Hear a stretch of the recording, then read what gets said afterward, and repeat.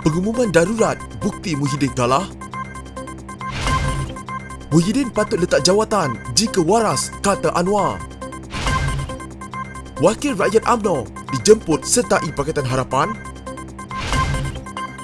DAP hentam kerajaan gantung parlimen.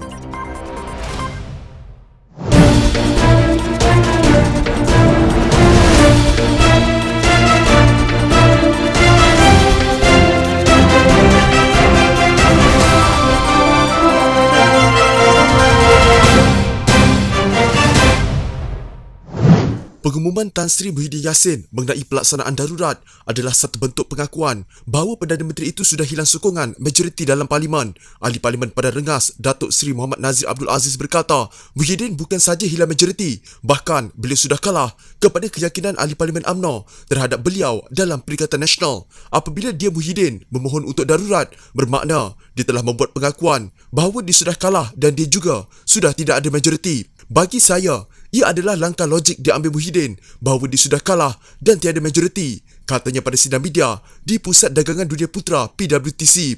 Terdahulu Muhyiddin dalam perutusan khas yang disiar secara langsung di media arus perdana pada jam 11 pagi memaklumkan bahawa Yang di-Pertuan Agong telah memberi perkenan untuk melaksana darurat di negara ini sehingga 1 Ogos ini. Dalam pada itu, Muhammad Nazri juga menjangkakan pilihan raya umum ke-15 akan diadakan apabila pandemik COVID-19 dapat dikawal dengan baik. Sebaik sahaja dengan adanya darurat ini, maknanya sebaik sahaja kita dapat kawal COVID-19.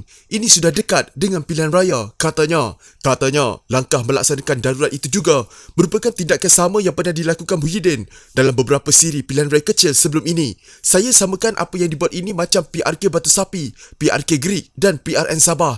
Tujuan diminta darurat kerana tidak boleh buat pilihan raya kecil ini, maka minta darurat samalah dengan ini. Sekarang ini bila dia hilang majoriti, dia kena buat pilihan raya di seluruh negara, katanya. Muhammad Nazri turut menyindir Muhyiddin bahawa beliau tidak boleh selamanya mengelak daripada hakikat bahawa pilihan raya perlu diadakan selepas ahli parlimen Paguh itu hilang sokongan parlimen. Tidak lari gunung dikejar, hilang kabut tampaklah dia. Kau boleh lari dan kau tak boleh berlari sepanjang masa. Saya akan pastikan tunggu. Saya beri jaminan buat PRU15, Barisan Nasional menang, kita akan bodek rakyat kau-kau, katanya lagi. Sepatutnya seorang Perdana Menteri yang waras dan bertanggungjawab akan meletakkan jawatan.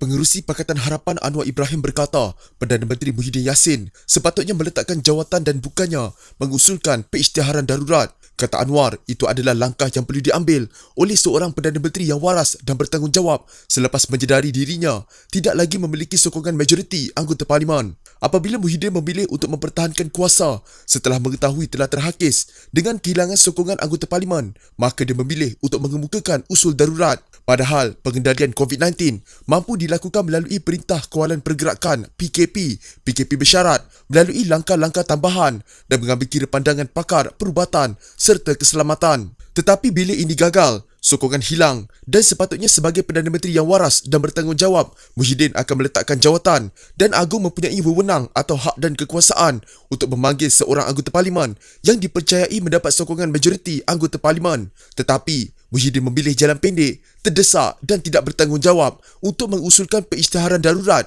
katanya kepada pemberita selepas mempengerusi mesyuarat Majlis Presiden Pakatan Harapan di Ibu Pejabat PKR di Petaling Jaya. Anwar berkata demikian berujuk kepada pengisytiharan darurat yang dibuat tidak sampai 24 jam selepas Muhyiddin mengumumkan PKP. Perkembangan itu juga hadir ketika beberapa wakil rakyat UMNO menarik semula sokongan terhadap Kerajaan Perikatan Nasional. Anggota Parlimen Barisan Nasional Tengku Razali Hamzah, Gua Musang, sebelum ini mengumumkan menarik sokongan terhadap Kerajaan Perikatan Nasional dan diikuti Ahmad Jazlan Yaakob, Macang. Manakala hari ini Nazri Aziz Padang Rengas pula mengambil tindakan yang sama. Sementara itu mengulas tanggapan yang melihat pembangkang kini berdepan kekangan bagi membentuk kerajaan baru. Meskipun mempunyai majoriti dalam tempoh darurat ini, Anwar berkata, ia tafsiran yang salah.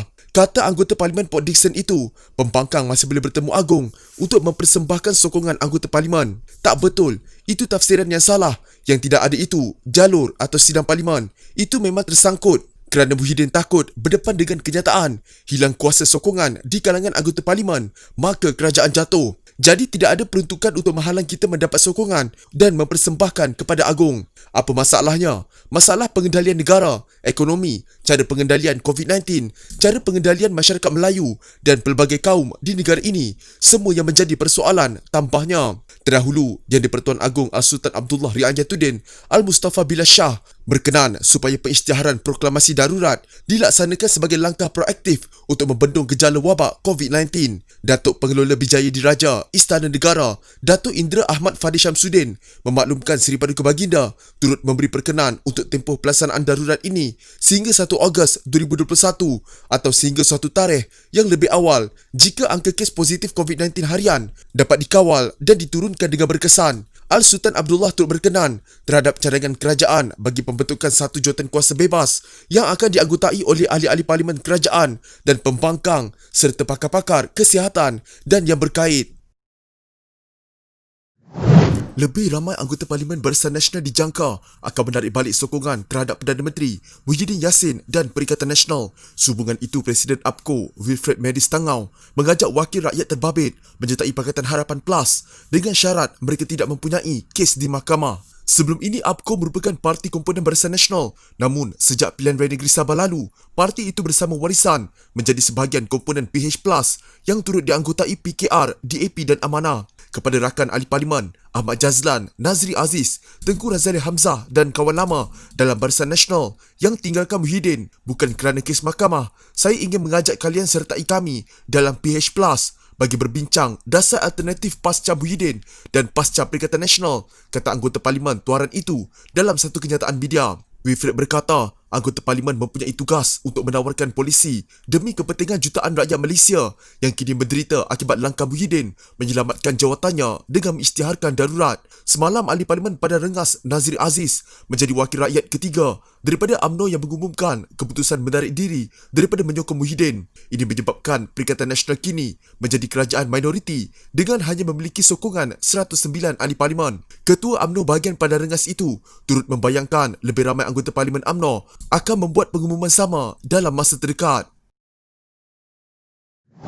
Setiausaha Agong DAP Lim Guan M menggesa Perdana Menteri Muhyiddin Yassin menimbang semula penggantungan parlimen bagi membolehkan ahli parlimen membangkitkan kelemahan pentadbiran Perikatan Nasional. Lim berkata, cabang legislatif diperlukan agar wakil rakyat dapat membawa isu berkaitan salah pengurusan, salah guna kuasa dan kesukaran rakyat dalam sidang parlimen. Sekiranya cabang eksekutif dan kehakiman dalam kerajaan dapat berfungsi dengan normal, mengapa tidak cabang perundangan atau legislatif yang merupakan peringkat tertinggi dalam perlembagaan persekutuan? Soal Lim yang juga ahli parlimen Bagan dalam kenyataan. Setakat ini, belum ada ordinan darurat yang dikeluarkan untuk menggantung parlimen. Walaupun kenyataan Istana Negara tidak menyebut tentang perkara itu, ucapan Muhyiddin jelas dia mahu berbuat demikian. Dewan Rakyat sepatutnya bersidang 3 kali tahun ini, 8 Mac hingga 8 April, 14 Jun hingga 1 Julai dan 4 Oktober hingga 8 Disember. Lim berkata lagi, kerajaan gagal mengumumkan bantuan keuangan segera ketika pengumuman darurat dan ia perlu dibangkitkan di parlimen. Kadar pengangguran meningkat sebanyak 0.1%